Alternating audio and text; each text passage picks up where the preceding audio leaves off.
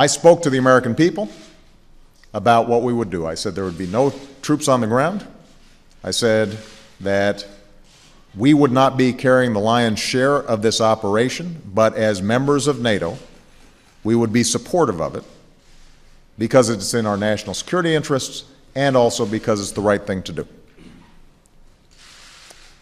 We have done exactly what I said we would do.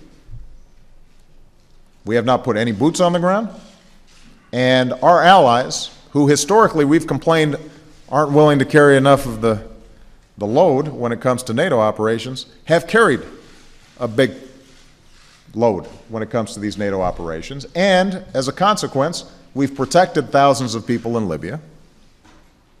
We have not seen a single U.S. casualty. There's no risks of additional escalation. This operation is limited in time and in scope. So I said to the American people, here's our narrow mission. We have carried out that narrow mission in exemplary fashion. And throughout this process, we consulted with Congress. We've had 10 hearings on it. We've sent reams of information about what the operations are. I've had all the members of Congress over to talk about it. So a lot of this fuss is politics.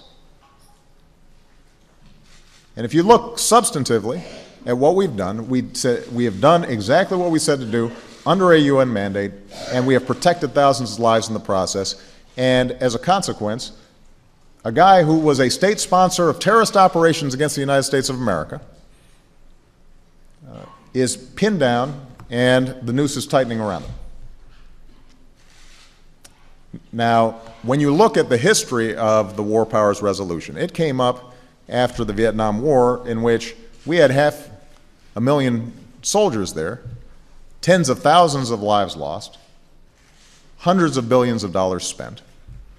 And Congress said, you know what, we don't want something like that happening again. So if you're going to start getting us into those kinds of commitments, you've got to consult with Congress beforehand.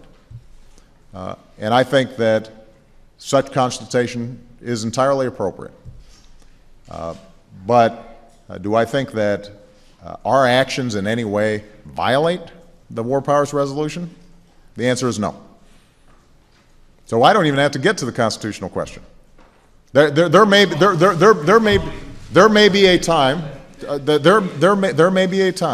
in which there was a serious question as to whether or not the War Powers Resolution Act was constitutional. I don't have to get to the question. We have engaged in a limited operation to help a lot of people against one of the worst tyrants in the world. Somebody who nobody should want to defend. And we should be sending out a unified message to this guy that he should step down and give his people a fair chance to live their lives without fear. And this suddenly becomes the cause célèbre for some folks in Congress? Come on. So you had what, a three-parter?